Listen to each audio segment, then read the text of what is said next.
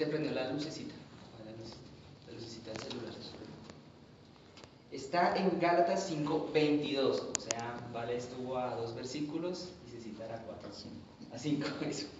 Pero leámoslo desde el 16, de una vez, donde está el título para nuestros amables oyentes, nuestra amable audiencia en la nación de la tierra. Está Gálatas capítulo 5, versículo 16 en adelante, cuyo título habla de las obras de la carne y el fruto del Espíritu, pero el título de esto que estamos enmarcados, más bien, bajo lo que estamos enmarcados en estos días, ha sido el fruto del Espíritu Santo. Cómo diagnosticar en nuestras propias vidas la ausencia o el producto del Espíritu Santo en nuestras vidas. Cómo diagnosticarnos a nosotros qué tanto nos falta para dar fruto. Está en el verso 22. No, yo lo voy a leer desde el 22 de una vez, ¿listo?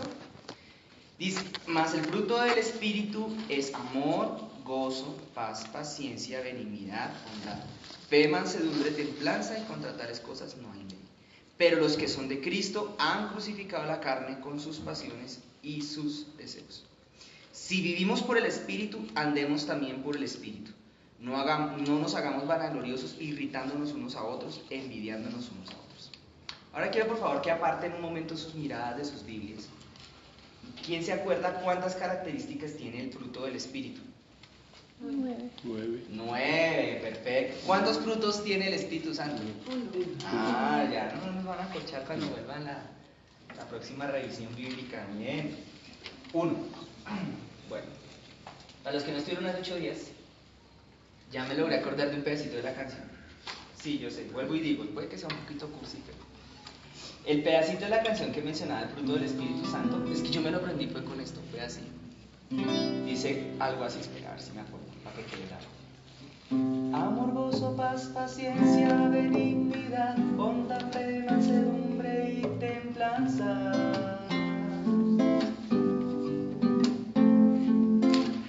Amor, gozo, paz, paciencia, benignidad, bondad, fe, mansedumbre y templanza. Hasta ahí me acuerdo. Después, los dones del Espíritu Santo tienen el mismo ritmo. No van a venir iguales. Bueno, ahora, aparte de sus miradas de sus vidas otra vez. ¿Cuál es de las 9 características del fruto del Espíritu Santo? ¿Cuál es la primera? ¿Cuál fue la primera?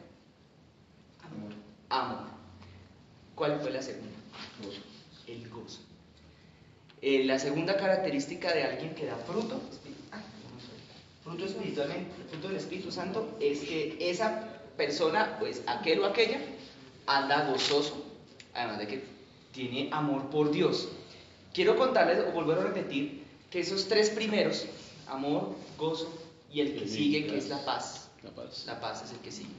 Son para con Dios, tienen que ver mucho con nuestra relación y nuestro trato hacia con Dios.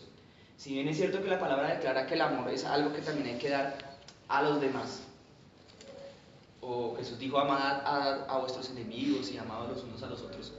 Ciertamente nosotros no los debemos amar con nuestra propia manera de amar humanamente, sino hay que amar a los demás como Cristo los hubiera amado, a través del amor y a través de los ojos de la perspectiva de Jesús. Entonces, el primer mandamiento de hecho es superior a aquel que dice amar a los demás, es aquel que dice amarás al Señor tu Dios. Entonces, cuando dice fruto del Espíritu, una persona que tú identifiques a alguien que realmente está dando el fruto del Espíritu Santo, o que en otro lugar de la palabra de Dios diría que ha nacido del Espíritu, es porque es una persona que ama mucho a Dios.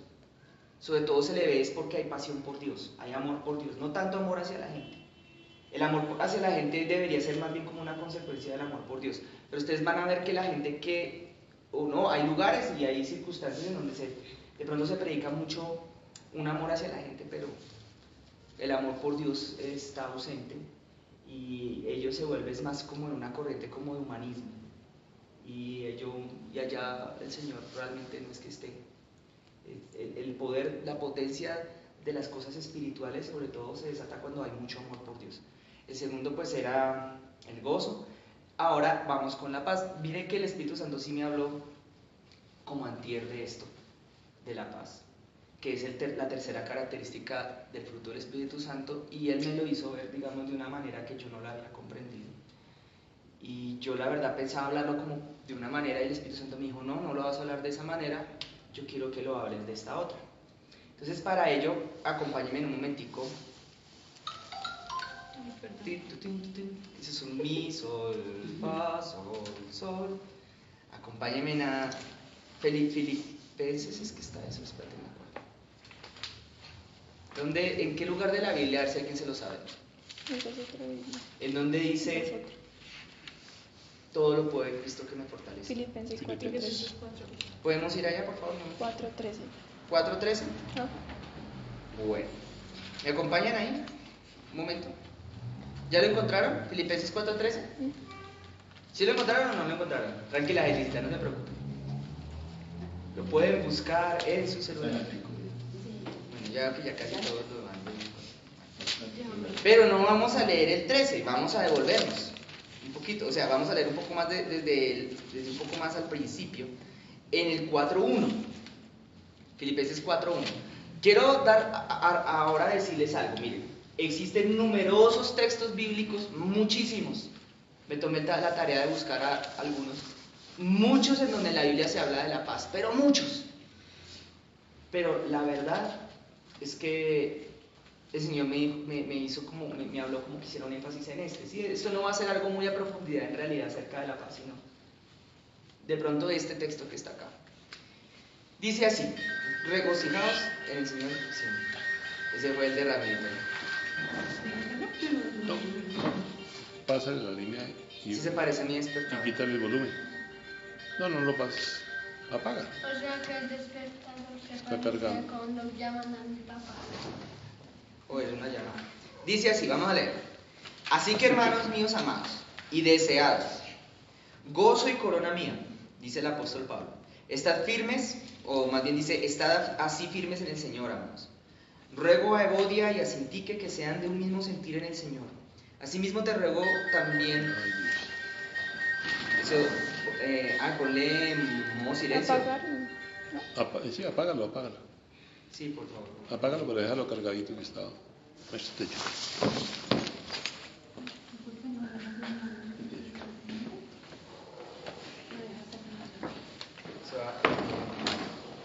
Bueno, sigamos, por favor. Verso 3. Asimismo también te ruego a ti, compañero, fiel, que ayudes a estas que combatieron juntamente conmigo en el Evangelio, con Clemente también y los demás colaboradores míos, cuyos nombres están en el libro de la vida.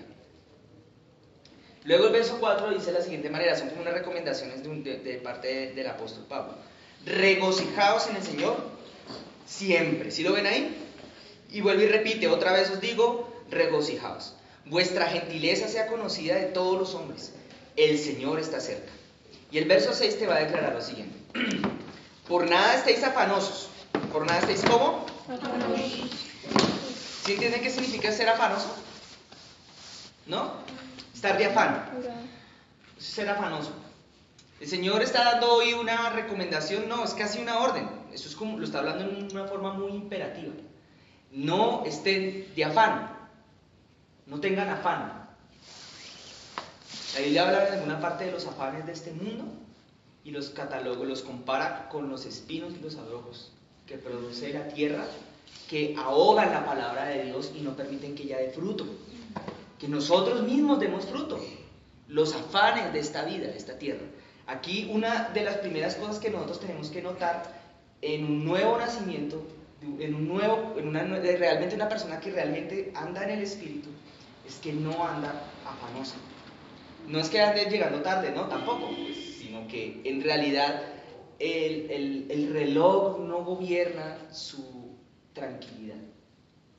Más bien, el reloj no tiene un poder sobre su tranquilidad, sino que su tranquilidad, así como ocurría con el gozo, que la semana pasada el Espíritu Santo estaba hablando de que por favor andáramos gozosos, que no dejáramos que nada nos robara el gozo.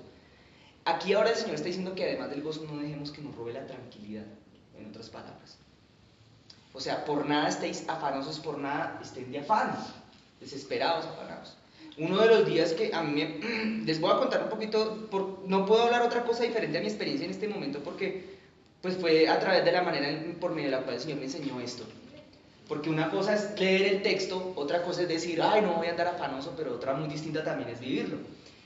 Para mí, les comparto también, y ojalá el Señor a todos nosotros nos empiece a poner a servir en diferentes cosas. Pero miren, yo les quiero contar, yo empecé a servir en la iglesia en una época de mi vida, fue con el tema de la música, no sé, los que me conozcan de hace muchos años, yo empecé fue a servir con la música, ¿sí? Con esas cosas. Había una hora de llegada, pero cuando uno no podía cumplir la hora de la llegada, eso era terrible, eso era para uno un estrés violento.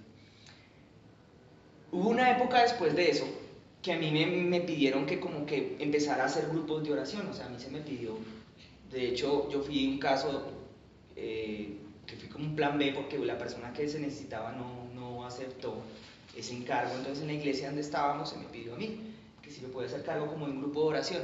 Entonces yo dije que sí, y el grupo de oración, eso era como chistoso, era los sábados, lo hacíamos todos los sábados en esa época, o al menos así habíamos acordado con ese grupo de personas. Y a partir de entonces para mí el sábado se convirtió en el peor día de mi vida. Todos los sábados eran los peores días de mi vida. El peor día de la semana era el sábado. ¿Por qué? Porque el sábado era el día de los trancones más terribles y era el día en donde se manifestaba en mi propia vida la ausencia del fruto del Espíritu Santo. Porque faltaba el gozo y faltaba la paz. Estamos en el de la paz, ¿no? Amor, gozo, paz. Faltaba todo, esas cosas faltaban en absoluto, sobre todo en los trancones de los sábados. La carrera, la forma tan terrible que había que correr los sábados para poder llegar de un lado y asistir y cumplir con un compromiso que uno había asumido con un pastor. Y en segunda instancia con Cristo. Entonces, porque sí, en mi vida era en primera instancia con un pastor y en segunda instancia era con Cristo. Uno decía, ay, Cristo sí entiende, pero el pastor no. El pastor se va a poner bravo. El rollo era una cosa que uno tenía en la cabeza pues por complacencia y cosas que estaban desenfocadas en mi vida en ese momento. Y ello me robaba la paz, me robaba el gozo. Bueno, en este caso la paz, porque aquí la palabra está diciendo, oye, por nada estéis afanosos. Ya les voy a contar porque eso está relacionado con el tema de la paz, pero permítanme un momento. Entonces yo llegaba tarde, media hora tarde a veces, 40 minutos tarde. Ustedes verán que mi costumbre de igual, la era entonces yo trataba de avisar que llegaba tarde y más cuando uno está a cargo de algo. Y asimismo la mayoría de ustedes han sido, tal como lo hizo hoy el día de hoy de Anita. La Biblia dice que nosotros tenemos que hacer las cosas como si nosotros fuéramos los dolientes. No lo dice así. Pero sí la Biblia declara que en contraste hay una maldición para todo aquel que hace las cosas para Dios o las cosas de la iglesia, o ahí le llama la obra de Jehová, indolentemente. ¿Sí? O sea, ahora, yo en aras de no ser indolente y huirle a esa maldición también, pues me angustiaba. Ahora, tanto lo uno como lo otro está mal, o sea, está mal ser indolente con las cosas de Dios. Indolente significa como tomar una actitud de aquel que no está acá. ¿Sí me entienden o no? Una actitud descomprometida y desinteresada. Una actitud displicente. Hay maldición para aquel que haga la obra de Jehová indolentemente, con una actitud displicente, desinteresada. Pero aquel que muestra dolo, le duele. Le duele no poder servir, le duele no poder estar en las cosas de Dios, le duele de pronto no poder cumplir con un compromiso que asumió con sus propias palabras. Le duele, le pesa. Siente dolor y se siente mal. Entonces de pronto por eso es que algunos, entre los cuales hay muchos acá, creo que los que estamos acá, pues obviamente tengo que excluir a los niños, que ellos todavía no sirven. Cuando no pueden asistir a algo, ay, no puedo ir. Y que es diferente a la actitud de aquel que lo hace como por complacer, por cumplir un requisito o por pedir un permiso, que es distinto. Y de paso aprovecho, yo quiero comentarles eso el día de hoy. No es un tema de que aquí estemos dando permisos para no asistir o permisos para llegar tarde. No, simplemente se trata de que cuando tú no puedas, pues somos un equipo. Eso lo hablamos el miércoles. Somos un equipo y cuando no puedas, pues lo ideal es que como equipo ahora empecemos a estar comunicándonos entre nosotros. Eso es todo, ¿no? No es un tema de permisos ni cosas así rigurosas y pesadas, no. El rigor y el peso van a ir más adelante, cuando estemos en cosas un poquito más delicadas, como la alabanza. Pronto sí se requiere un poquito más de rigor, pero mientras tanto, pues obviamente, no, es una cuestión más de dolo, ¿me entienden? Pero entonces, los trancones y esas cosas me robaban la paz tanto. ¿Y saben qué ocurría? Yo llegaba allá. Cuando uno es indolente con la obra de Jehová, uno transmite, eso lo transmite uno con su actitud. Esa actitud se percibe. Y las demás personas pues también la asumían así, los que iban en esa época a esa reunión y pues también la tomaban indolentemente tal como lo hacía yo, que era el que estaba aparente. Pues nominalmente a cargo. Entonces, pues, claro, llegaban los días y luego yo todo estresado tratando de llegar a la hora que era y todo corriendo y tal, hasta que un día solamente quedó una persona. Yo llegué y solamente había una personita que llegaba temprano a esa reunión. Y yo, ay Señor, Padre, bueno. Nos reuníamos con esa persona, solo los dos ahí. Los dos nos reuníamos. Y empezábamos ahí a leer. Yo la verdad no tenía en esa época grandes conocimientos de la Biblia y pues puedo decir que hoy en día tampoco. Pero en esa época sí que menos, poquito. Ahí mandaban una cartillita, daban texto por texto la enseñanza que uno tenía que dar. Yo hacía lo así, yo hacía lo así, así lo hacía.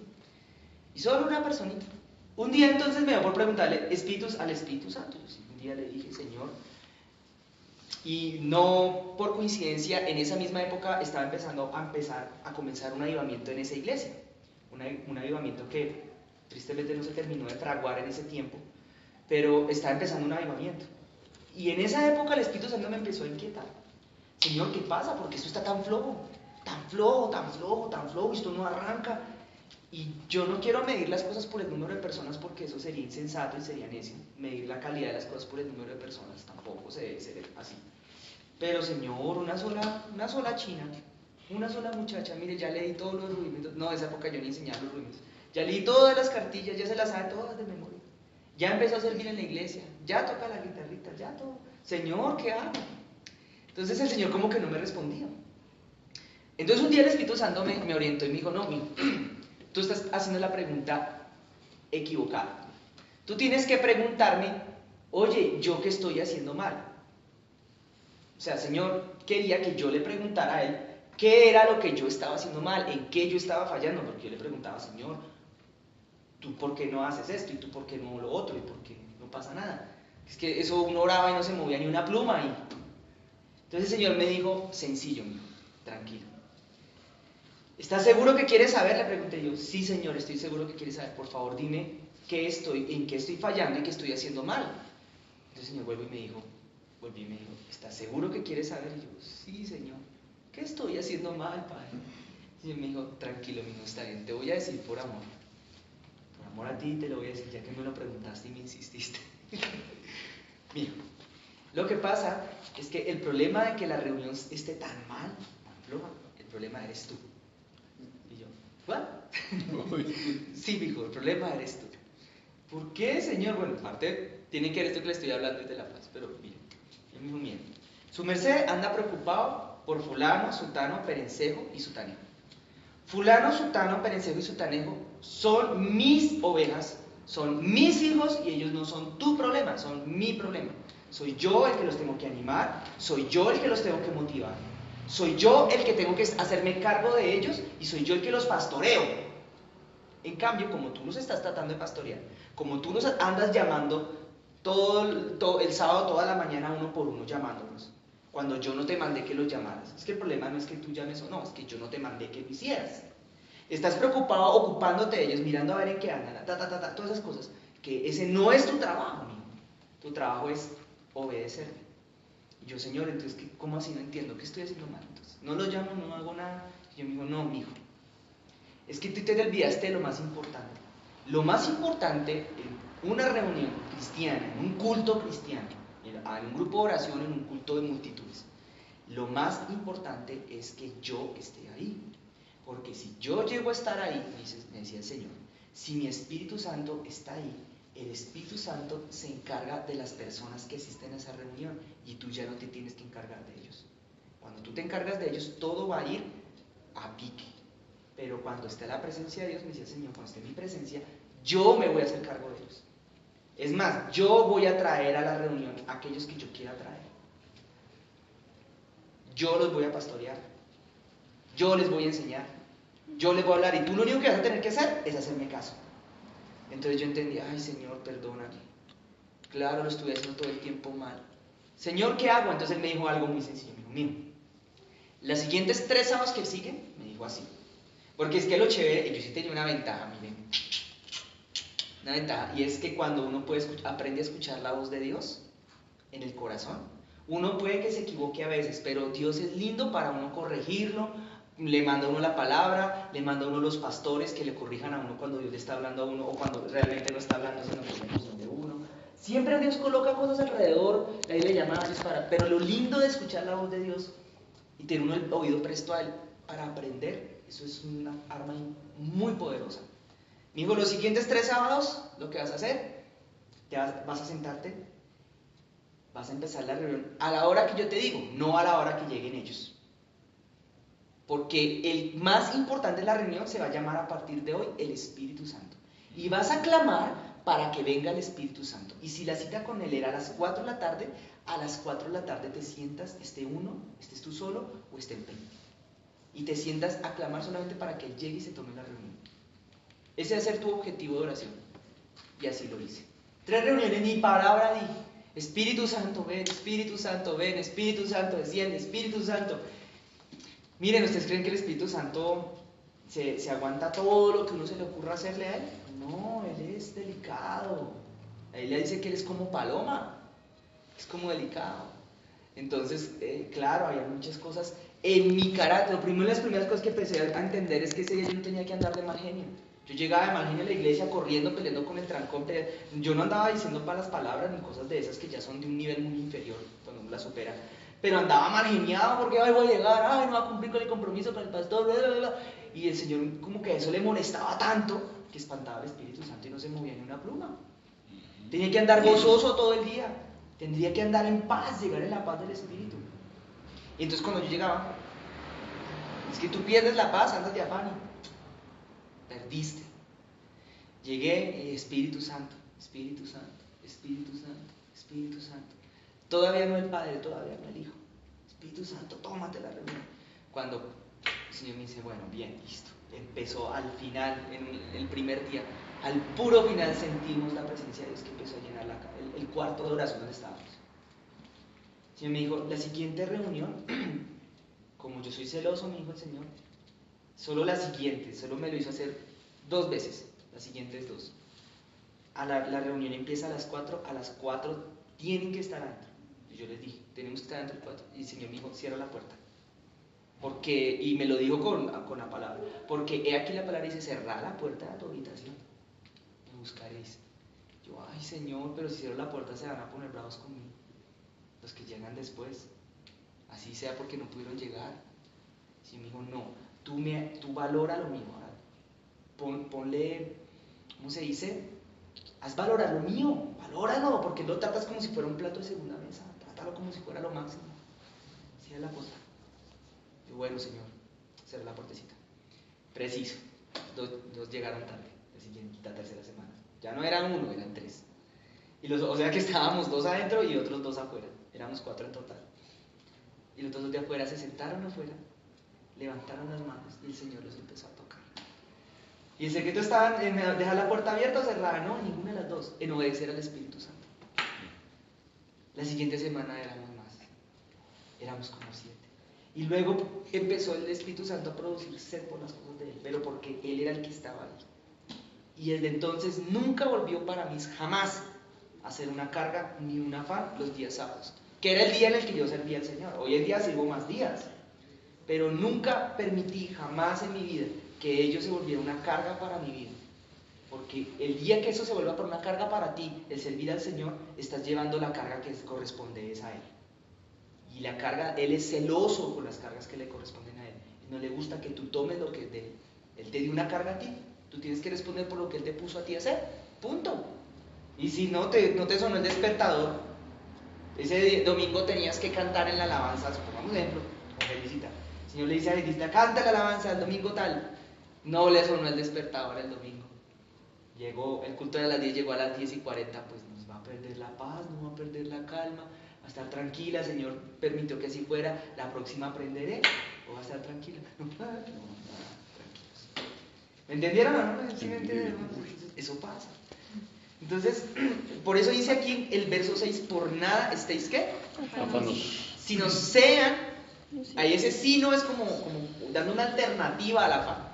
Sean conocidas vuestras peticiones delante de Dios, en toda oración y en todo ruego con acción de gracias. Y entonces, el verso 7 que dice, la paz de Dios, que sobrepasa todo entendimiento, guardará, ¿qué cosa? Es vuestros corazones y vuestros pensamientos. Aquí viene una cosa bien interesante. Quiero explicar un momentito antes de desglosar este versículo 7. Hablar un poquito de la paz como tal. Hay un país ahorita por allá en Oriente que se llama Corea del Norte y un vecino que se llama Corea del Sur. Esos dos países, por lo menos hasta hace un par de semanas, no sé hoy, llevan creo que medio siglo, casi medio siglo en guerra. En guerra, no en paz. En este sentido, etimológicamente hablando, ¿qué es lo contrario a la paz? La guerra, el conflicto. Estaban en guerra, ellos dos. Pero no se disparó en todos esos años ni una sola bala. Porque puede haber guerra y podría no dispararse ni una sola bala. Y aún así estar en guerra. Voy a explicarles cómo. Porque guerra no solamente aquellas como pasó en Vietnam, por ejemplo. Una de las guerras que la nación más poderosa de la tierra, militarmente hablando, del siglo XX perdió, que fueron los Estados Unidos, perdió contra Vietnam. En esa sí se derramó mucha sangre, hubo bala para aquí, bala para allá. Pero no voy a hablar de esa todavía. Hablemos la de Corea del Norte y Corea del Sur. Cuando termina la Segunda Guerra Mundial, hubo como una especie de montonera. Todos los países empezaron a hacer montonera. Ah, este caso es mío, este es mío, este es mío, este es mío.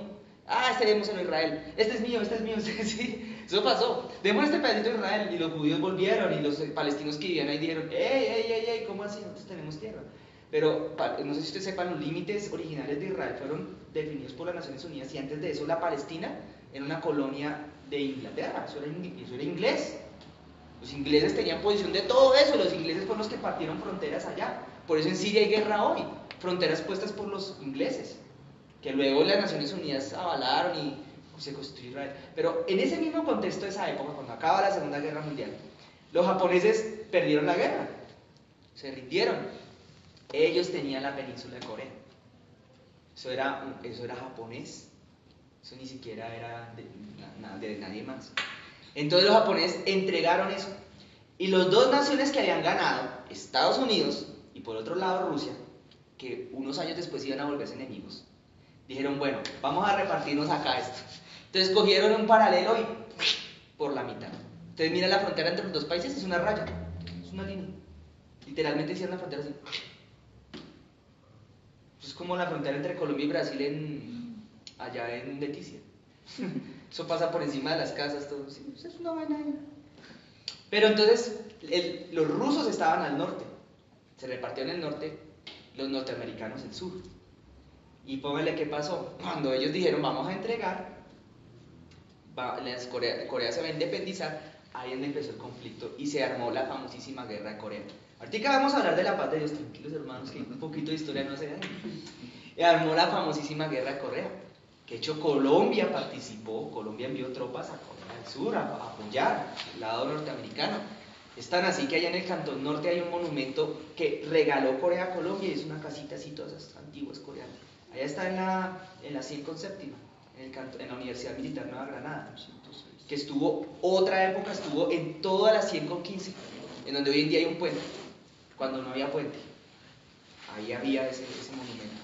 Bueno, ¿a qué voy con eso? Terminó la guerra, se derramó sangre coreana a la lata, los del norte quisieron invadir el sur, los del sur entonces invadir el norte, y eso fue terrible, y la guerra nunca terminó porque nunca se hizo un tratado de paz.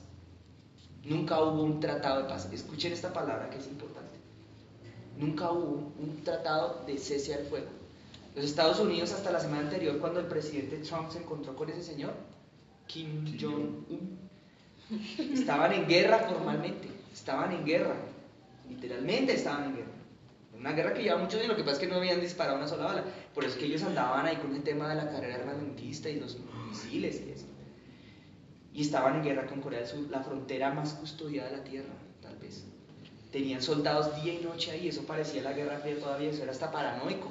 La gente que cuenta que ha estado ahí, dejaron un día reencontrar familias en esa frontera, eran familias que llevaban 40 años sin verse ni se abrazaban, era terrible, era espantoso. Estaban en guerra y no se disparaba una sola bala. ¿Por qué? Porque no se había firmado la paz, no había un tratado de paz formalmente. Estaban en una tensa calma. Ahora se entiende que tiene que ver esto de andar afanosos. Porque lo contrario a estar en la paz puede ser la guerra. Pero la guerra puede ser una guerra en donde hay ataque con armamento, o en donde, en el caso de las Coreas, está en una tensa calma. ¿Sí me entienden? Hay una paz interna en el ser humano, hay una guerra interna en el ser humano en donde realmente hay conflicto, hay bala, hay de todo, hay desespero, uno no puede dormir, pierde la paz, pierde la tranquilidad, está así todo el tiempo, está deprimido. O hay una guerra interna en donde simplemente no se está disparando ninguna bala, pero no hubo tratado de paz y está en una tensa calma. Y son esas personas que todo el tiempo están así. ¿No los ha visto? Hasta tienen entumecido esto. Todo el tiempo están así. Pero el día que uno les toca el corazoncito en esa parte en donde les duele, en donde está la tensa calma, en donde está el tensa más que el calma, y uno les toca ahí y les habla de ese tema que tanto les duele, porque no han firmado un tratado de paz, se destruyen y se arma la guerra internamente en el alma y se vuelven o atacan. Usted no es quien para juzgarme, usted porque me viene a decir. Hay gente así. Esa falta de tener un tratado interno de paz se llama falta de perdón. Y por eso es que existen miles o millones de almas sobre la tierra que no tienen paz. Jesús llegó y dijo un día, miren, Jesús dijo, mi paz os dejo, mi paz os doy. Pero yo no la doy como el mundo la da. Como diría por ahí un señor que dice, hay un político que repite tanto la palabra anacrónico. Para todo es anacrónico. Porque hay una concepción anacrónica de la paz hoy en día. La paz no es el cese al fuego necesariamente. La paz es cuando se firma el tratado y ambas partes se abrazan, se cruzan las manos y dicen, ya te perdono. ¿Me explico qué se trata la paz? ¿O no? Ahora, nosotros ahora que viene qué coyuntura en la que estamos hoy en día, hace 20 años exactamente, cuando subió al poder el doctor Andrés Pastrana Arango, eso para los niños sonará como discurso de abuelito, el doctor Andrés Pastrana cuando fue presidente de la República, se hablaba de mis abuelos cuando hablaban de Virgilio Barco, no, yo conocí a Virgilio Barco, yo era niño, todavía era presidente, cuando hablaban de Ernesto, de Betancur y de esos de antaño, ¿no? Yo ahora sí hablo del doctor Andrés Pastrana Arango. Miren, aquí era una sensación de expectativa tan impresionante porque él subió al poder por más o menos la misma razón que llegó Santos la primera vez, con la promesa de la paz, no, la segunda. Él dijo, estaban las elecciones, para los que no se acuerden, perdón, y yo dije Ernesto Samper, no, era Andrés Pastrana Arango, Andrés Pastrana Arango. Llega Andrés Pastrana y saca un video así súper de un momento a otro y sale abrazándose con el comandante de las FARC. El señor ese tiro fijo con su pañoleta aquí colgando y su sombrerito abrazándose. Estaban cocinando un acuerdo de paz. Y él dijo, miren, yo llego de presidente, hago la paz con ellos. 1998 estaba. El 7 de agosto de 1998, cuando se posesiona ese señor, miren, eso fue una expectativa tan impresionante, una alegría tan grande. Empezó el diálogo de paz, se va a acabar 40 años de miseria de este país, por fin se va a acabar tanta maldad que ha habido, tanto derramamiento de sangre, porque los 90 fueron de las décadas más violentas en la historia de este país. Yo sí sentí alegría. Yo por fin se va a acabar, por fin Colombia va a pasar a un mundial. Digo, por fin se va a haber paz en este país, ¿sí? Porque sabe que va a pasar. Por fin Colombia un mundial, pero daba más alegría eso. En el año 2001, el mismo presidente que hablaba como así estaba diciendo, señor tiro fijo, usted es un mentiroso. Vamos a ir a tomar, tienen 48 horas para irse de ahí. Se acaban los diálogos. Y todo, yo creo que medio país dice, sigamos así. A mí me da tanta alegría. A mí sí me dio. Mi niño que tenía 16 años en esa época, es como, ay, cuando se firmó ese acuerdo. Uno es tan criticado, porque criticadísimo ha sido. Errores sí debe tenerlos. Pero a pesar de esos errores, miren que les voy a hablar de mi perspectiva personal, sentí una alegría. Como que, ay, mi sueño de niño de ver un país diferente, por fin, un país que por fin se le acabó ese lunar, era el lunar de Latinoamérica. Yo, ay, qué dicha. Yo dije qué dicha. Ahora, ¿qué viene esto con nuestras vidas? Que exactamente cuando hay un proceso de paz, en este país los mismos conflictos ocurren cuando hay un proceso de paz internamente adentro de nuestras almas. Y quiero explicar eso porque Jesús lo que quiere empezar a iniciar en la vida de todo ser humano, de todo cristiano que empiece o que pretenda tener un poquito de madurez espiritual en su vida, es que inicie en su alma un proceso de paz, un proceso interno de paz. ¿Y eso en qué consiste? En recibir el daño que las demás personas te hubieran hecho en tu vida. Ahora, en recibirlo. Porque lo contrario a la paz es un conflicto en donde tú no perdonas porque algo te hicieron. Una de las personas más importantes por las cuales el Espíritu Santo quiere que tú empieces a tener paz con aquella con la cual el Señor quiere que tú empieces a desarrollar o a perdonar es contigo mismo. Tus propios errores en tu vida, tus propios fracasos en tu vida, las propias cosas que tú no pudiste lograr y que tú quisiste hacer. Tienes que empezar a hablarte a ti mismo y decir, ¿sabes qué? Sí, me perdono. Voy a recibir el daño. Así fue la actitud de Jesús. ¿Por qué creen que dice bienaventurados los pacificadores? Decían, serán llamados, ¿qué cosa? Hijos de Dios. Jesús dijo, miren, Él se paró en la cruz, o fue colgado en la cruz, y cuando lo vituperiaron, cuando lo clavaron, teniendo muchas cosas que recriminar, teniendo aún la razón con que recriminar, siendo Él completamente hombre y completamente Dios, dijo, Padre, miren, perdónalos. Él dijo, yo prefiero llevar el daño. Pero Padre, que se haga tu voluntad. Y Él recibió las cachetadas, recibió las laceraciones, Él recibió los golpes, Él recibió los latigazos, Él recibió la corona de espinas, recibió los insultos y las burlas, los recibió todos los recibió. La roca incomunible de los cielos. ¿Para qué? Para que, dice Isaías, el precio de nuestra paz. ¿Sí se entiende? Pues sobre Él. El precio de nuestra paz. Porque Él pagó el precio para que nosotros hoy en día pudiéramos perdonar a quien fuera por lo que fuera. Él pagó ese precio. Sí, no sé si me entienden. La paz significa ausencia de conflicto internamente. No en lo externo, es en lo interno. Hay gente que está de amistad con otros, puede que hasta se hablen, de amigos y todo. Pero cuando hay algo que no se perdonó, es como Corea del Norte y Corea del Sur. Cualquier día se toca, alguien traspasa la frontera y se arma la balacera. ¿O no les ha pasado a los que son casados, los que somos casados, o los que hemos tenido pareja? ¿No les ha pasado? Ay, vaya uno de hombre y dígale algo a la mujer que le duele a la mujer.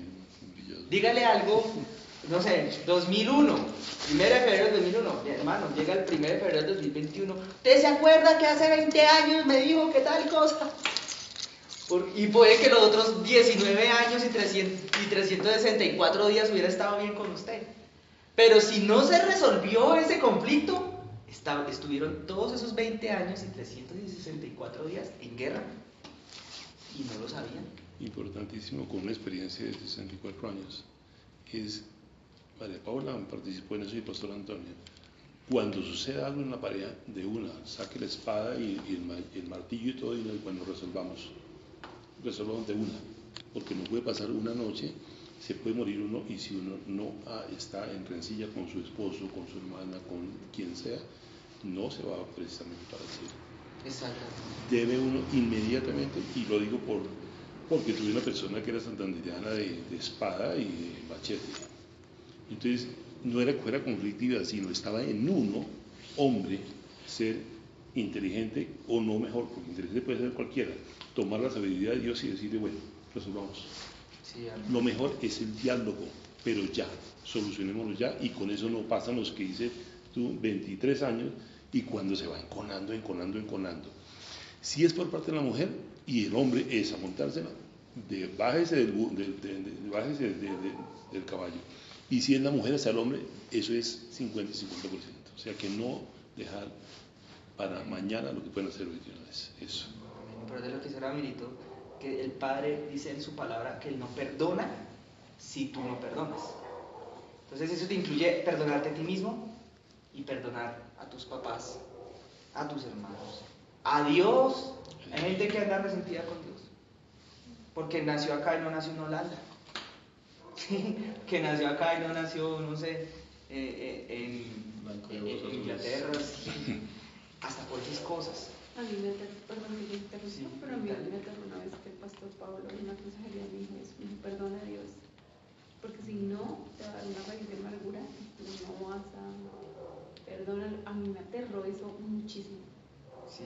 muchísimo, porque yo no me imaginaba eso, o sea, pero uno como persona, Dios, Él es omnipotente, o sea, si Él hizo tantas, a mí me costó trabajo como entenderlo, pero finalmente sí, porque nosotros somos imagen y semejanza de Él. Sí. Él también tiene esos mismos, o sea, como que esos, Él siente eso. Sí. Y ahora vamos a ver ahorita esto con más detalle. Disculpe, Sigue, un pedacito que pena. Sigue. Yo tuve en conflicto toda una vida con mi hermano, toda una santa vida. Y llegó un momento que ya se estaba como ya a las manos, imagínense.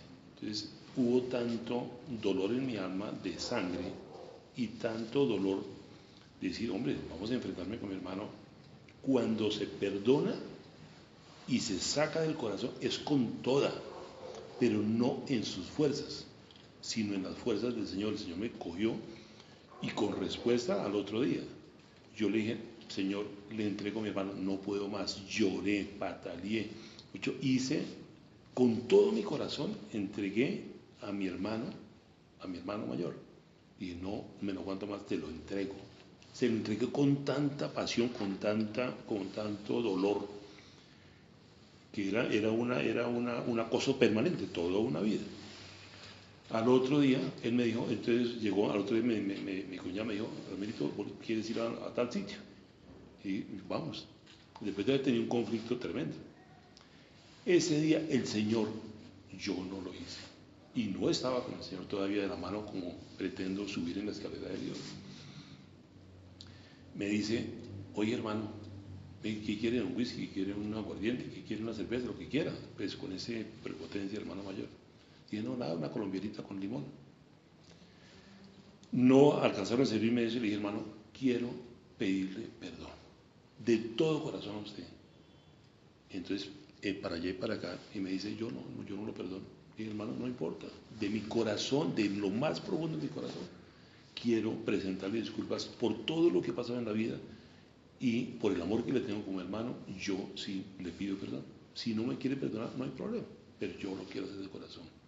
Al otro día en la noche estaba haciendo cosas que no había hecho en mi vida, como correr el carro, tantas cosas.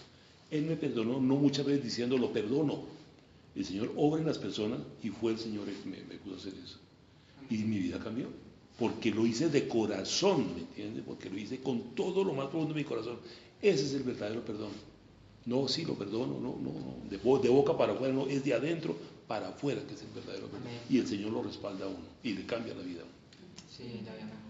Y es importante también, por ejemplo, recordar que el perdón no necesariamente es olvidar. Si eso fuera cierto, no habría en Berlín un monumento a todos los 9 millones de judíos que mataron, con los nombres de cada uno de ellos. El perdón significa recibir el daño que me hicieron, asumirlo y decir, sí, me cachetearon, recibo la cachetada. Y entendiendo en el fondo que se le estaban dando a Cristo a la larga y que yo solamente voy a ser ahora, como dice la Biblia, un muerto como siempre, pero tomando mi cruz, a eso es lo que Jesús se refería, ¿no? Y asumiendo el daño. Y eso es difícil, es complicado. Ahí vamos a estar listos cuando empecemos ese proceso para ahí sí pedir perdón, que esa es la otra. Y tal vez parece más difícil, pero a la larga lo más difícil es perdonar, incluso a aquel que no está pidiendo perdón. En mi familia hubo también historias, una enemistad de 20 años porque un día habían dos niños chiquiticos así, como estos dos, una parte de la familia que era mi abuelo y la hermana. La hermana era la del niño, mi abuelo tenía otro niño. Y mi abuelo, un niño se cayó, se pelearon, un niño empujó al otro uno se cayó. Y ahí empezó una discusión entre las dos familias. Ah, ustedes que son de la estrada, ustedes que son levantados, ustedes que no sé qué, se insultaron. Yo tuve que ver a mi abuelo como 20 años enemistado con una hermana. Hasta que, gracias a Dios, la hermana de mi abuelo entró al evangelio, se volvió cristiana. Y ella fue la que el Espíritu le impulsó a pedir perdón, aun cuando ella en su cabeza tuviera, digamos, la idea de que ella no tenía por qué pedir perdón, que es aún difícil, pero para hacer aquello es indispensable primero perdonar. Entonces, en la lista de gente a perdonar, hay que firmar tratados de paz. Unilateralmente, cese al fuego. Y eso es recibiendo también. Van a estar los papás. Miren que el otro día cuando el Espíritu Santo me empezó a hablar de esto, incluso empezó a hablarme de mi vida, porque hay, para los que no estén escuchando, uno no se acuerda, y hay jefes que un día te metieron una vaciada, injusta, o justa pero vaciada, que no era la manera de decírtelo, de pronto delante de personas que te hicieron sentir avergonzado o avergonzada, como hace muchos años me ha pasado, y yo cuando volví recordé, y uy Señor, me acordé de qué día, y dije, oye Padre, gracias por acordarme. Porque a veces uno no dimensiona cuántas cosas han pasado en la vida de uno acerca de las cuales uno tiene que empezar a sellar la paz, a dejarlo en paz. Estaba en conflicto mi alma. ¿Y cómo supe que estaba en conflicto mi alma? Porque cuando volví y retrocedí la película en mi memoria y volví al momento y lo toqué, se sintió dolor. Estaba enferma. Es distinto, por ejemplo, lo que pasó con mis papás. Yo cuando entré al Evangelio lo primero que se me empezó a sanar fue mi papá, mi mamá. Cuando empecé esos procesos de perdón, no fue el primer intento, pero fueron varios ya tanto perdonar el asunto, ya mi alma empezó a no sentir dolor cuando se hablaban y tocaban los temas. Es importantísimo para poder estar en la paz del Espíritu Santo. Ahora ustedes busquen cristianos. Ahora les dejo el reto, o en nuestras propias vidas primeramente, para que nos analicemos. A ver qué tema a nosotros nos tocan, que a nosotros nos pone mal, o nos duele, o nos dicen de eso no me hable porque es que eso, estoy traumado. No, Dios no es un Dios de traumas. Dios es un Dios de sanidades, que es lo contrario a un trauma. Entonces tenemos que estar sanitos. Y los procesos de perdón son empezar desde muy chiquito. Desde chiquito, desde que estaba lo más antiguo que yo me acuerde hasta el día de hoy, empezar a recordar qué cosas pudieron haber pasado en mi vida, qué es lo que quiere hacer el Espíritu con nosotros, qué cosas pudieron haber pasado en mi vida que me hubieran ocasionado dolor o que yo hubiera considerado injustas hacia mí. Porque luego viene lo más chévere, ahora yo empezar a pedir perdón. Eso es más chévere todavía. Pero la paz interna depende de qué tanto yo perdone en realidad. Si yo ya considero que me equivoqué en algo y Dios me da la fortaleza para pedir perdón, y qué tal que esa persona no esté viva, pues me toca pedirle perdón a Dios. Que eso ya es otro tema que vendrá más adelante. Pero la paz tiene que ver más con lo primero, con perdonar. La falta de perdón ha ocasionado que grandes ministerios, grandes iglesias se vayan al piso, que grandes avivamientos se destruyan y se vayan al piso. Porque pasa algo, un problemita chiquito, y el que no tiene perdón agranda el problema y luego y se vuelve un problema. No sé si me hago entender o no. Sí. Hay que aprender a ser perdonadores. Hay que aprender a ser perdonadores. Y eso es algo que el Espíritu Santo ama muchísimo y que va a elevar exponencialmente los niveles de unción en nosotros, entre nosotros. Perdonar y perdonar y perdonar y perdonar. Miren, voy a terminar de redondear aquí la idea en este texto bíblico, pero antes de ir allá, no lo busquemos. En Mateo, no me acuerdo bien el capítulo, tal vez sea el 7. Hay un título y dice, ¿cómo perdonar al hermano? No sé si algún día ustedes lo han leído. Mateo dice, ¿cómo perdonar al hermano? Y dice, todo lo que atares en la tierra será atado en el cielo. Así dice. Y dice que cuando dos se pusieran de acuerdo, dice ahí, sobre cualquier cosa en la tierra, el Padre que está en los cielos los hará. O sea, en otras palabras, lo que quiere decir ese texto en Mateo, no me acuerdo si es el capítulo 7, es que cuando haya que perdonar, Jesús dijo en otra parte, orando. No sé si ustedes recuerdan, cuando le preguntaron cómo perdonar, no, es en ese texto, dijo en oración. Todo lo que sea atado en la tierra será atado en el cielo, lo que sea desatado en la tierra será desatado en el cielo. Que en otra parte Jesús dijo, cuando oréis, perdonad. O sea, el perdón es un acto que hay que llevarlo a cabo a través de la oración. Padre nuestro, cuando Jesús le preguntaron cómo orar, y él dictó ese Padre nuestro que estás en los cielos, santo es tu nombre, perdona nuestras faltas, como nosotros perdonamos. ¿Me entienden? Es una herramienta de la oración y de hecho tiene que ver con las ataduras espirituales, porque dice, lo que sea atado en la tierra, será atado en el cielo. Lo que será desatado en la tierra, será desatado en el cielo. No me acuerdo dónde lo dice, pero sé que está en la tierra. Un día de estos para que lo busquen si quieren, si tienen la curiosidad. Ahí dice el título, ¿cómo perdonar al hermano? Y habla de la oración y de las ataduras y las desataduras en la oración. Entonces, ¿qué es lo que hay que hacer? tiene que empezar por un edicto que sale de nuestra boca. Y lógico, como dice Ramito, de nuestro corazón. En donde uno, ojalá en voz audible, pueda decir, perdono a Sutano o perdono a Perencejo. Ustedes pueden creer que mi alma estaba tan amargada, tan destruida, porque el primer día que fui al colegio a primero de primaria, el primer día primero de primaria, el 2 de febrero de 1989 o algo así, mi primer día de clases, yo tenía 6 añitos y iba a cumplir 7. Llegué y me dieron ganas de ir a hacer popito. No, fue ese día, no. Y no encontré el baño. Entonces, póngale qué pasó. Y los chinos que me hicieron el peo ese día, me lo hicieron hasta el día del grado. Hasta el día del grado me decían el panadero, porque un día me alcanzaron una gaseosa y yo cogí la gaseosa, y eso fue 2 años más tarde, en 1991. Agarré la gaseosa y se me salió un moco y entró en la gaseosa. ¡Uy, usted es un panadero! O sea, porque la ilusión del pan es porque sale de los mocos, ¿sí? Que los mocos es la panadería. Ustedes son panaderos. Miren, hasta el día del grado. ¿Cree que el alma no se resiente? ¿El alma no se va a doler? El alma se duele. Yo les cogí bronca. El día que los perdoné, yo estaba solo en la casa. Por todas. Y el Señor me reveló cómo perdonar. Fue fácil. Ay, sí, Señor. Recibo el daño, lo asumo. Eran niños. Los empecé a ver como Dios los veía. Y los agregué, les mandé a uno por uno solicitud de amistad en Facebook. Y uno por uno me la aceptaron. Y uno por uno me dejaron ver como que tanto me admiraban y que tanto me apreciaban en realidad. Y me di cuenta que la gente que me había rechazado toda la vida lo había hecho porque yo era un odioso. Y yo no me estaba dando cuenta que yo había sido odioso y había puesto también mi manera de ser como una barrera. Y el perdón causó que un cambio fue en mí. Y cuando yo cambié, la gente empezó a cambiar conmigo y fue cuando empecé a darme cuenta. Que la gente cambió conmigo, para bien. ¿Por qué? Porque yo había cambiado primero. Esa era como mi relación con los pastores. Mi relación con los pastores siempre fue muy mala, muy tormentosa más bien es la palabra, no mala, tormentosa. Porque yo era el que llegaba a la oficina del pastor y el pastor le así conmigo.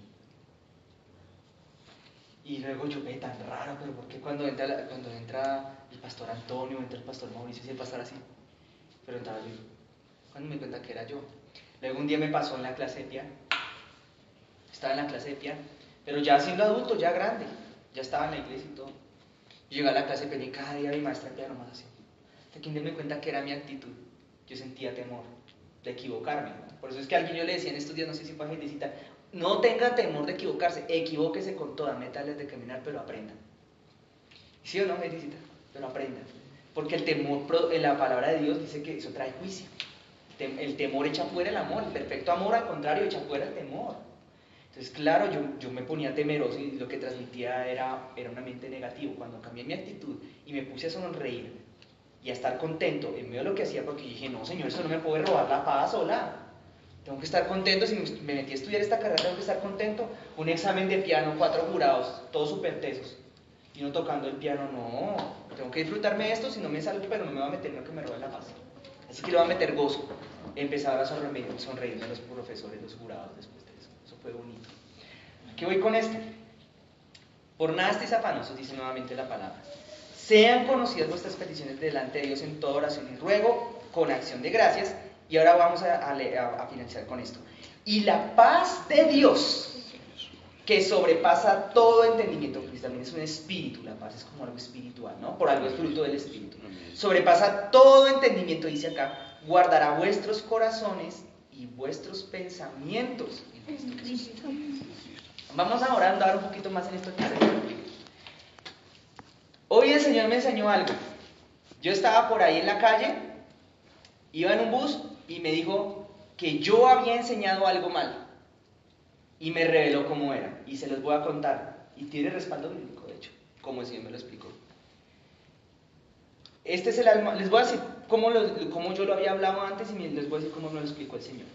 Imaginémonos que este cuadrito es el ser humano. La parte externa es el cuerpo. Imaginémonos un momento el ser humano bidimensionalmente. ¿Listo? En un plano. Esto es el cuerpo. Ah, no, pero aquí puedo dibujar. Ven tantito. Vamos a hacer un dibujo. Espérate, galería, nuevo dibujo, nuevo, en blanco, crear. Listo, ahora vamos en negrito. Miren que sí se puede, está el color. Bueno, esto es muy del pastor de Oraves, de hacer dibujos y cosas de esas. Entonces, bueno, aquí viene el alma, ¿no?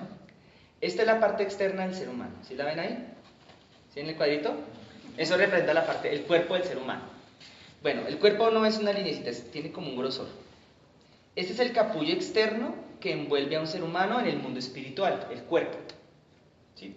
Nosotros estamos hechos bíblicamente de 3 áreas, eso lo explica una de las despedidas de los apóstoles, donde dice todo vuestro ser, espíritu, alma y cuerpo, sea santificado, para la gloria de Jesucristo. El cuerpo es la parte más externa, la que de hecho está en contacto con esta dimensión en la cual nosotros vivimos. Más he aquí que adentro del cuerpo, igual que en la antigüedad había un tabernáculo, adentro del cuerpo habita el alma. Entonces el alma tiene una forma. Voy a hacer un alma bastante desfigurada, que venía llena de traumas, venía llena de problemas y conflictos en su vida. ¿Listo? Aquí está el alma. Miren todas las formitas que tenía que ver con todas las dificultades que había en su vida, falta de perdón, errores y cosas. ¿Listo?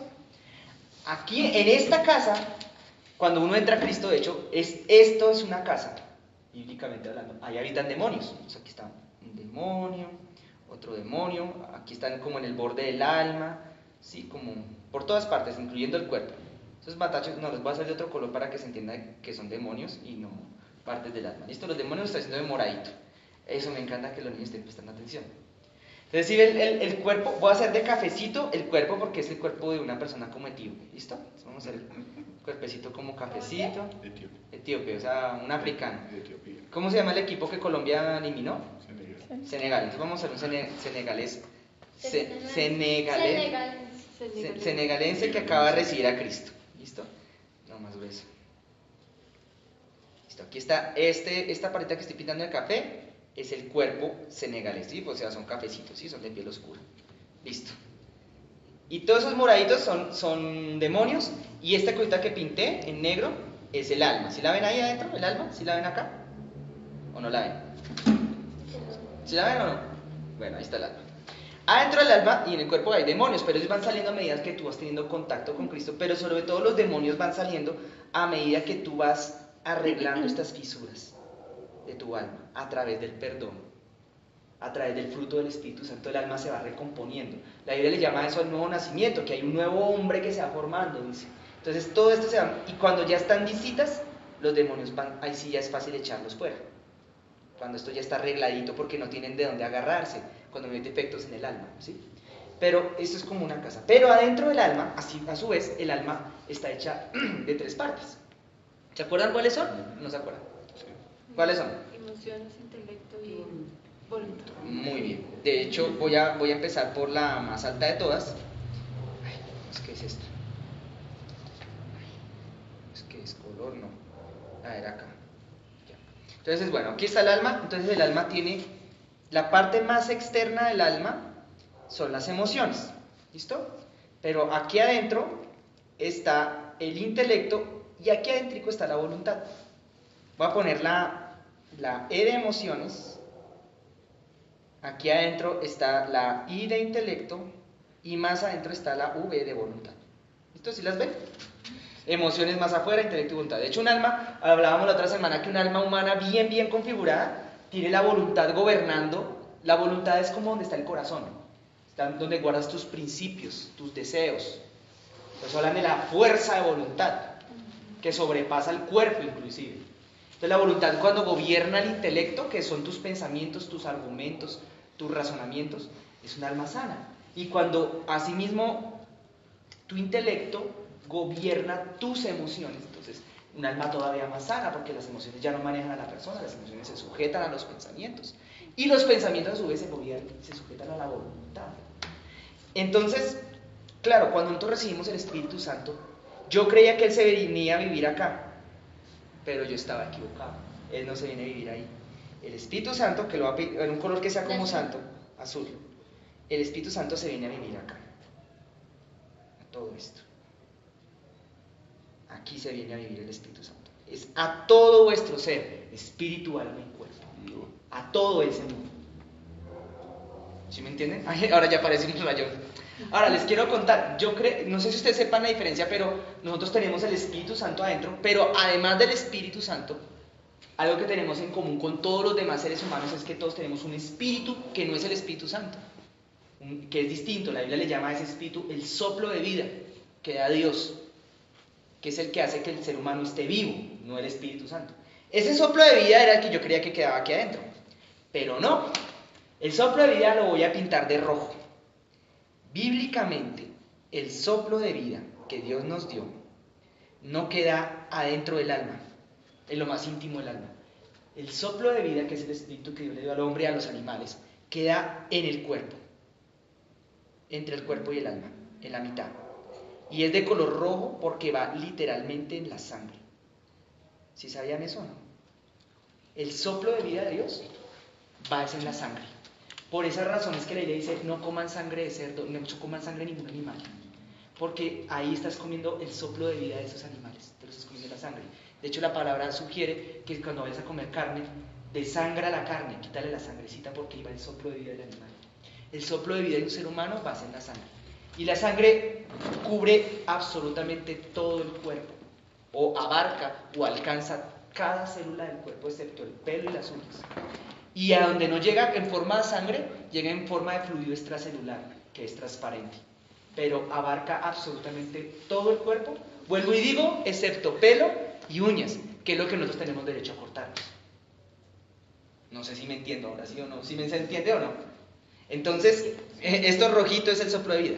Y esos rayones azules que hice, es el Espíritu Santo que se muda a nuestro interior, donde estaban los demonios y empieza a echarlos fuera. ¿Sí se entiende o no? Pero aquí adentro entonces está el alma, y el alma a su vez tiene entonces una voluntad, un intelecto y unas emociones. Ahora volviendo al tema bíblico, al verso bíblico que estábamos hablando, el verso bíblico que estábamos hablando dice que la paz de Dios guardará vuestros pensamientos y vuestros corazones. La Biblia habla que el corazón también tiene pensamientos. Es como aquí la voluntad. O sea, la paz va tanto en la parte del intelecto como en la parte de la voluntad. Y por ende empieza a sanar el tema emocional. Las emociones no son tan susceptibles de pensar. ¿Me entienden? El edicto de paz los edictos de paz que nosotros tenemos que comenzar a emitir comienzan en la parte intelectual y en la parte de la voluntad. Por eso dice que la paz de Dios guardará vuestros pensamientos y vuestros corazones. Porque entonces entra esa allá. Entonces, ¿qué tiene que hacer la paz de Dios en nuestros pensamientos? Perdonar, perdono, voy a estar tranquilo, perdono. ¿Se acuerdan que el texto empezaba diciendo, oigan, no estén afanosos? ¿Se acuerdan diciendo que les decía, dejen el afán? ¿Cuál es el afán de qué? Dejen el afán, estén tranquilos. Y está diciendo, como alternativa a ese afán, perdón. ¿Me explico? Entonces empieza la paz de Dios, la sobrenatural, a provocar ese perdón. Por eso dice que guardará, cubrirá. Bien, terminemos de leer el texto para que quede todavía más claro y verán, se dan cuenta que tiene mucho más sentido bajo esta perspectiva. Voy a volver a leer el 7. Y la paz de Dios que sobrepasa todo entendimiento guardará vuestros corazones y vuestros pensamientos en Cristo Jesús. Por lo demás, hermanos, fíjense que ahí viene un mismo hilo conductor en el discurso. Por lo demás, hermanos, todo lo que es verdadero, todo lo que es honesto, todo lo justo, lo puro, lo amable, lo que es de buen nombre, si hay virtud alguna, si algo es digno de alabanza, en esto pensad. Lo que aprendisteis y recibisteis y oísteis y visteis de mí, esto haced, el Dios de paz, vuelve y dice de paz, estará con vosotros. Está queriendo decir que la paz viene conducida a través del proceso de pensar, así como la falta de paz tiene que ver con el acto de pensar. O sea, la paz o la no paz, o sea, el conflicto, tiene que ver con aquello en lo cual uno anda pensando, con lo que uno piensa. Son procesos de pensamiento.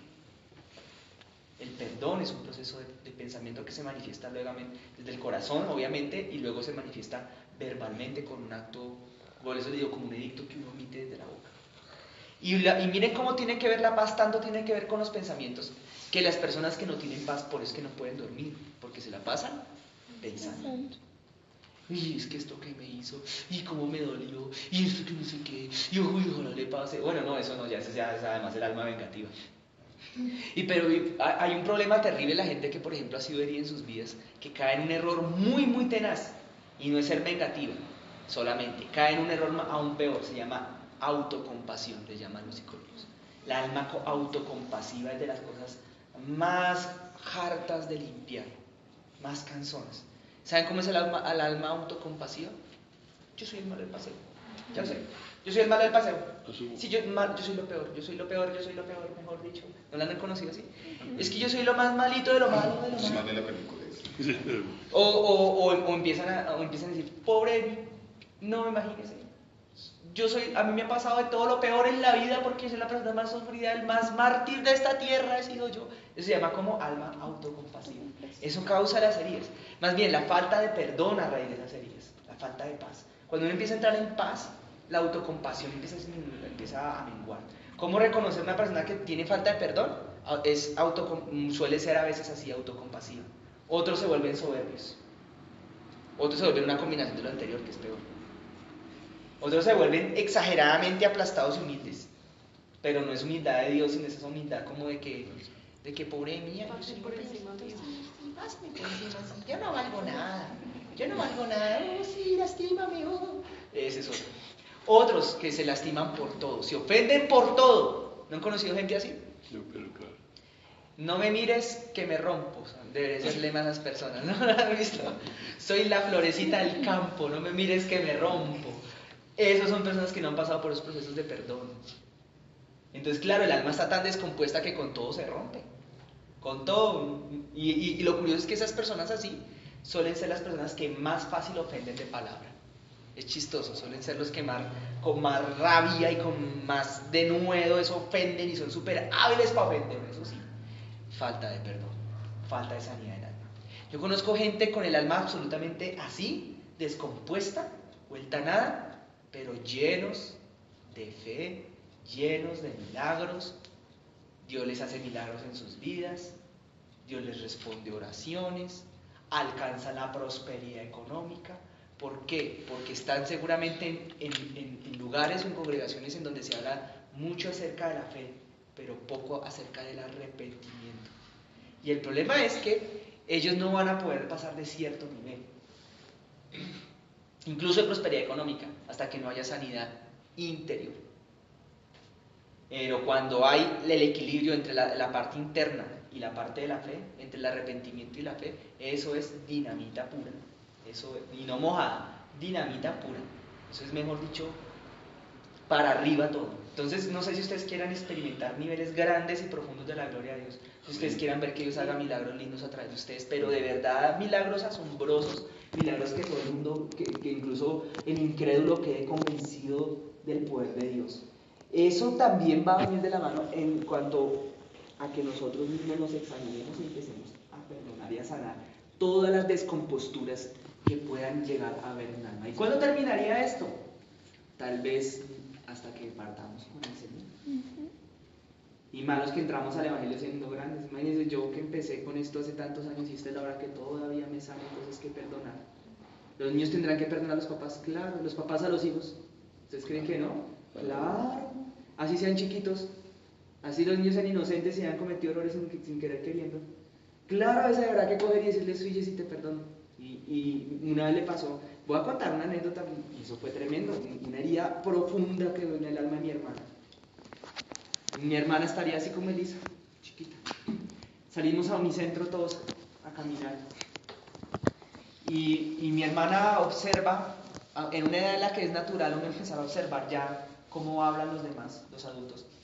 Y ve que todos le decían, a mi papá no le decían papi, solamente los hijos le decíamos papi.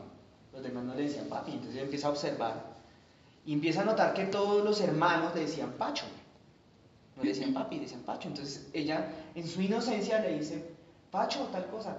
No, ¿para qué les cuento? Le faltó que saliera la sangre, así.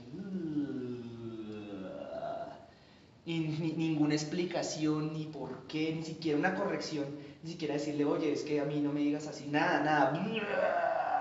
¿Esto a quién se cree? Yo soy para usted, ¿cierto? Eso fue. ¿Cómo queda el corazón de un niño cuando le hacen eso? Total. ¿Cómo queda? Claro, cuando esta niña crece, pasa a ser una adolescente y luego se convierte en una mujer adulta y luego le nace su hija.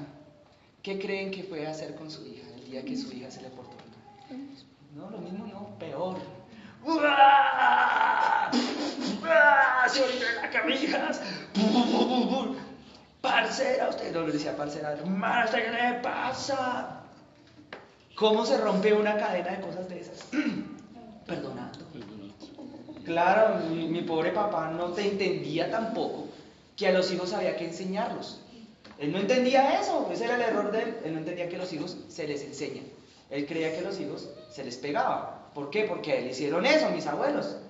Entonces todo viene de atrás, ¿me entienden? Entonces cuando se rompe una cosa de esas y uno comprende, oye, no, espera, esto es porque yo tenía falta de perdón. Entonces mi hermana empieza a cambiar la forma de tratar a sus hijos. Y luego que la empieza a cambiar, luego ora por sus hijas y Dios le saca todos los demonios que han entrado a sus hijas por la falta de perdón. Y le salen los demonios a las hijas. ¿Me hago entender cómo es que funciona esto? ¿No? Eso sí es sencillo. Entonces ahora la palabra entonces está queriendo decir que mucho tiene que ver con lo que pensemos. Yo me encontré, claro, yo cuando caí en cuenta, yo, uy Señor, mire que yo sí, a mí me dolió esto que me hicieron, aquella vacía injustificada, aquella cosa que me hicieron. Y el mismo Espíritu Santo me empezó a redarguir y me empezó a mostrar también que yo también había cometido con otras personas los mismos errores. Entonces ahí está estribando la importancia de la paz, el fruto de la paz. Ahora sí se dan cuenta que eso no abunda en la iglesia de Cristo. No estoy hablando de esta congregación, estoy hablando muy en general. ¿Sí se dan cuenta que eso no abunda? Que gente pacífica no abunda. ¿Sí ven por qué es tan escaso y es tan importante desarrollar esto?